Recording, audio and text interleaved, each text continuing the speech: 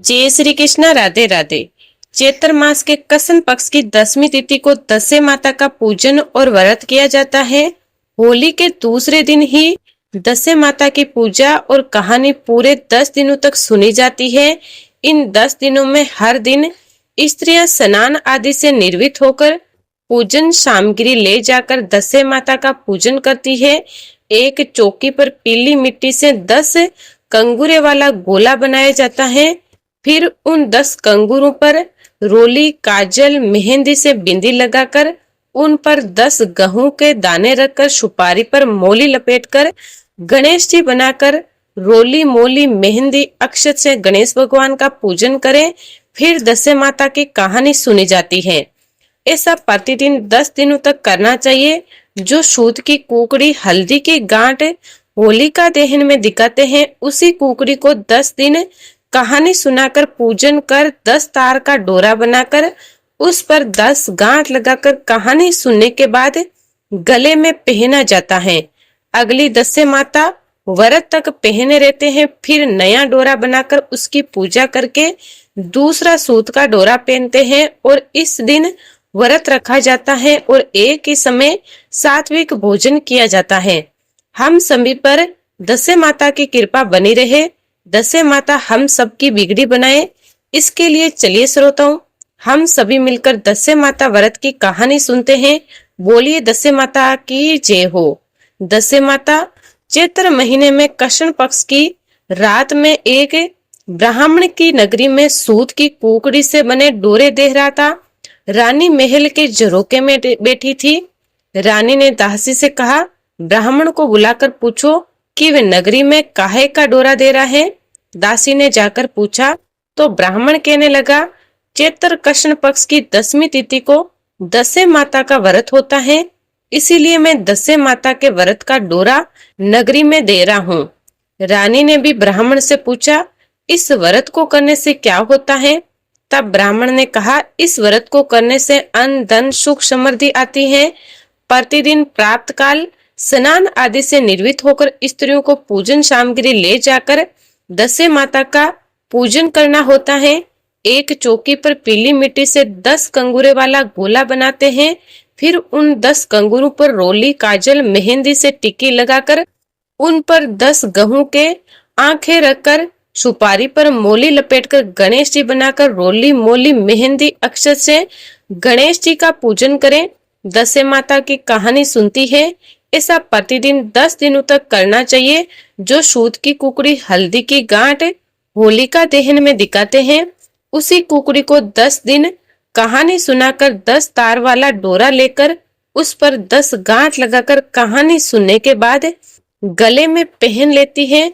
अगले दशे माता व्रत तक पहने रहना होता है। फिर नया डोरा बनाकर पूजन कर दूसरा सूत का डोरा पहन लेती है। इस दिन व्रत रखते हैं, एक ही समय सात्विक भोजन करते हैं। तब ब्राह्मण के बताइए विधान अनुसार रानी ने ब्राह्मण से वे डोरा ले लिया। दशे माता की पूजा कर डोरा अपने गले में धारण कर लिया। राजा नगर भ्रमण से वापस आए तो रानी के कच्चे गले में कच्चे सूत का डोरा पहने देकर पूछा, गले में सूत का डोरा क्यों पहना है, अपने तो शाही ठाठ है। राजा ने क्रोध के मारे रानी से वे डोरा तोड़ दिया। रानी डोरे को पानी में घोलकर पी गई।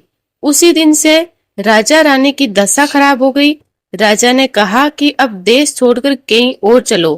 तब राजा ने अपने दोनों पुत्र राजगुरु जी के पास छोड़ दिए। इस नगरी में कोई काम करेंगे तो अच्छा नहीं लगेगा। रानी ने ब्राह्मण की लड़की को पूजा करने और पानी भरने को कह दिया। नाई की लड़की को सफाई के लिए कह दिया। अब राजा और रानी देश छोड़कर चले गए। आगे गए तो एक बूढ़ी माही दही बेच रही थी। राजा रानी ने दही वाली को बोला, माई हमें दही दे दो। तभी माई के सर से मटका गिरा और फूट गया। ये देखकर दही बेचने वाली अब तो राजा और रानी को कोसने लगी और आगे बढ़े तो एक नगर में विवाह हो रहा था। कुमार कुमारिनी चौरी लेकर जा रहे थे। राजा और रानी बोले, हम भी चलें। ऐसा कहते ही उसके हाथ से चौरी गिरकर टूट गई। राजा वहां से अब अपने मित्र के गांव पहुंचा। वहां पर राजा को एक कमरा सोने के लिए दिया गया। उस पर एक खूंटी पर 9 करोड़ का हार लटका था। उसे मोरनी निकल गई। रानी को ये देखकर बड़ा आश्चर्य हुआ कि देखो, मोर का बना हुआ चित्र ही हार निकल रहा है। राजा और रानी ने ये सोचा कि अब यहाँ ठहरना उचित नहीं है, इसीलिए वे रात में ही वहां से कहीं दूसरी जगह जाने लगे।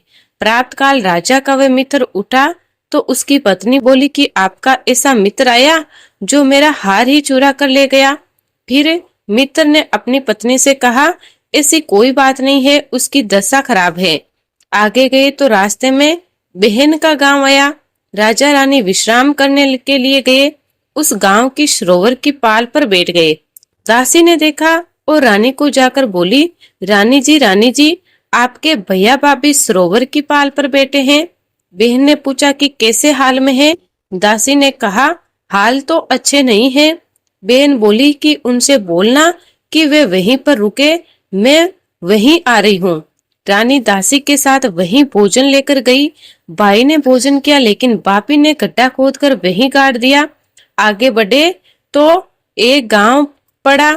वहां तितर उड़ रहे थे। राजा ने तितर पकड़ा और रानी से कहा कि अब इन्हें सेक कर खाते हैं। राजा ने तितर सेके और सेके हुए तितर ही उड़ गए। राजा बोले, हमारी तो बहुत ही दशा खराब आई है। आगे बढ़े तो एक बाग आया। वहां पर दोनों उस बाग में जाकर बैठे। बगीचा हरा हो गया। माली ने कहा, तुम दोनों कौन हो और ये 12 साल से जला हुआ मुरझाया हुआ बाग हरा भरा कैसे हो गया? रानी ने कहा, हम यहाँ रुक सकते हैं क्या? राजा रानी बगीचे की रखवाली करने लगे। चैत्र का महीना आया। रानी के सामने डोरे आने लगे। रानी ने राजा जी से कहा, दशे माता के डोरे आ रहे हैं, ले लूं क्या? राजा ने कहा, हे दशे माता, अगर हमारे राजपाट वापस मिल जाएंगे तो मैं आपको मानूंगा। रानी ने फिर विधि विधान से पूजा अर्चना करके कहानी सुनी और फिर दशे माता का डोरा पहन लिया। अब तो दशे माता की कृपा से पास के नगर में एक राजा की राजकुमारी का स्वयंवर था। वहां पर माली को फूल लेकर जाना था। उसने राजा को भी अपने साथ ले लिया।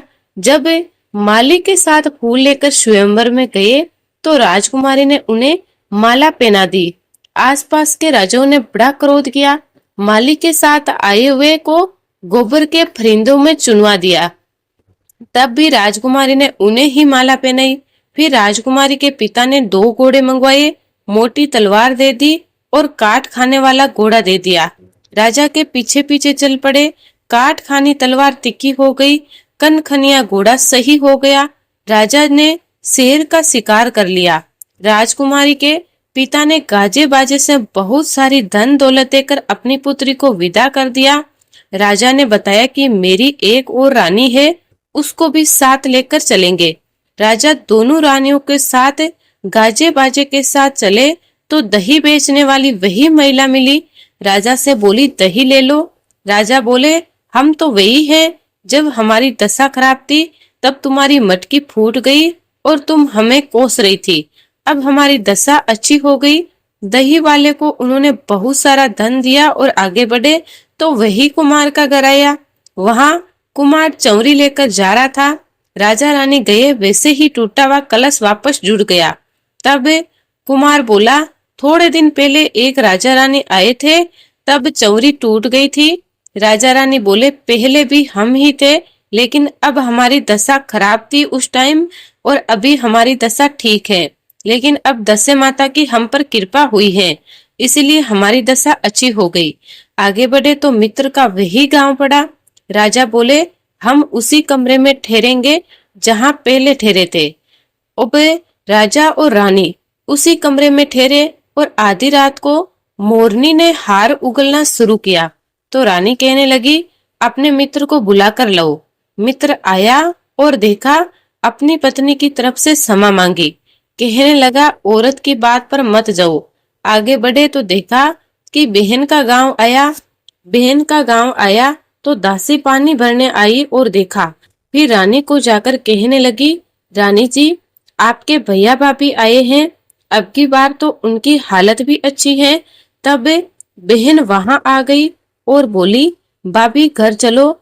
तो भाभी बोली, नहीं भाई जी, हम तो आपके घर नहीं चलेंगे, हमारे चलने से तो आपको शर्म आएगी। भाभी ने गड्ढा खोदा तो वहां सोने के चक्कर निकले। बहन ने भाई की आरती उतारी, भाई ने सोने के चक्कर बहन को दे दिए और अपने नगर में आए तो वहां की प्रजा अत्यंत प्रसन्न हो गई और सारे गांव वालों ने राजा रानी का स्वागत किया। राजा के आते ही हवेली के कंगरू सीधे होने लगे तो राजा ने कहा, हे दशे माता, पूरे कंगरू सीधे मत करना, क्योंकि मुझे भी याद रहेगा कि कभी हमारी दशा भी खराब आई थी। फिर हवेली में पहले जैसे ठाठ हो गए। राजा ने नाई और ब्राह्मण की लड़की का धूमधाम से विवाह करवा दिया। राजगुरु ने दोनों राजकुमारों को राजा रानी को सौंप दिया। राजा जी और रानी बड़े प्रसन्न हुए। हे दशे माता, जैसे राजा रानी की दशा आई वैसे इस कहानी को कहते सुनते और हुंकारा भरते सभी पर अपनी कृपा करना, सभी की दशा अच्छी रखना। सभी मिलकर प्रेम से बोलो, दशे माता की जय।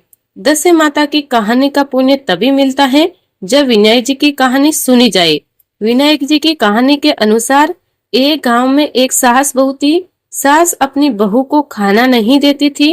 बहू रोज नदी पर जाती तो जाते समय घर का आटा लेकर जाती, नदी के पानी से आटा गूंथती, गणेश जी भगवान के मंदिर में दीपक जलाती घी का और भोग में थोड़ा गुड़ लेती, पास के शमशान में जाकर बाटी सेकती, बाटी में घी गुड़ मिलाकर चूरमा बनाती और गणेश जी को भोग लगाकर खुद भी जीम लेती। ऐसा करते करते बहुत दिन हो गए। ये देखकर गणेश भगवान को बड़ा आश्चर्य हुआ और उन्होंने अपनी नाक पर अंगुली रख ली। अब बहू तो घर आ गई, परंतु जब दूसरे दिन मंदिर के पट खुले तो लोगों ने देखा गणेश भगवान जी के नाक पर अंगुली है। ये सब देखकर मंदिर में भारी भीड़ इकट्ठा हो गई। गांव के लोगों ने गणेश भगवान की उंगली सीधी करवाने के लिए हवन की पूजा की, लेकिन गणेश भगवान ने अपनी उंगली नहीं हटाई।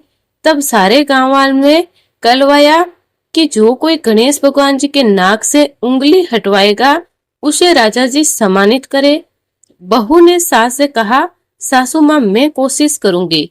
तब सासू बोली, इतने बड़े बड़े पंडित विद्वान कोशिश करके हार गए, तू भला क्या करेगी। तब सब लोग मंदिर के बाहर एकत्रित हो गए। बहू घूंघट निकालकर अंदर गई, पर्दा लगाया और गणेश जी भगवान से हाथ जोड़कर बोली, हे विघ्नहर्ता, मैं अपने घर से आटा लाती, लोगों का चढ़ाया हुआ घी गुड़ लेती, शमशान में बाटी सेकती, उसमें से आपको क्या आपत्ति हुई। आपको तो मुंह से उंगली हटानी पड़ेगी।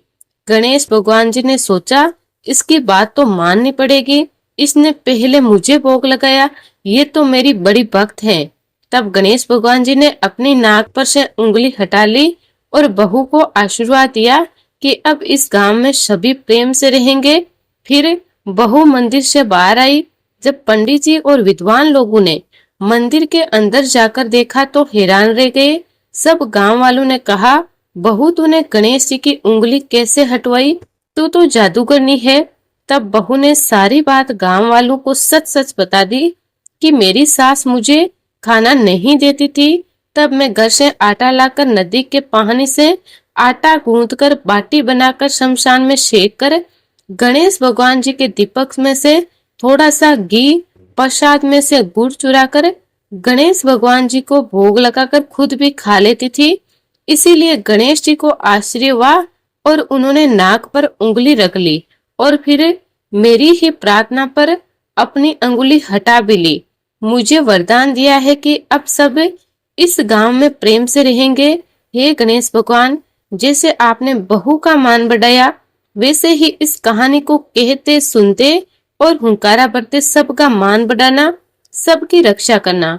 एक बार भगवान गणेश अपनी पत्नी रीति सिद्धि को संग लेकर संसार में भ्रमण करने के लिए निकले।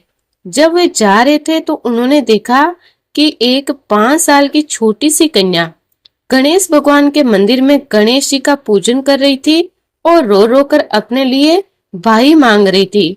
तब भगवान गणेश की पत्नियों ने भगवान गणेश से कहा, हे स्वामी, अब तो आपको इस कन्या का दुख दूर करना पड़ेगा। तब गणेश भगवान ने कहा कि इसके भाग्य में तो बाई नहीं लिखा है।